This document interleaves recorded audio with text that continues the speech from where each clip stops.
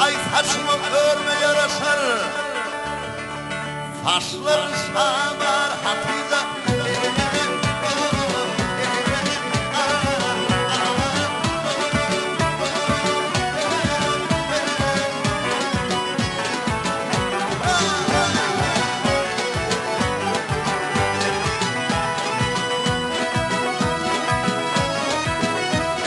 Bağımda tot bulunur,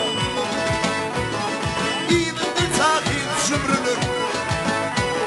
Bağımda biten yuvalar, almanırlar Hatice, almanırlar Hatice. Seydi diğer müşerlere, gelip kadim kuyurlara. Öyle de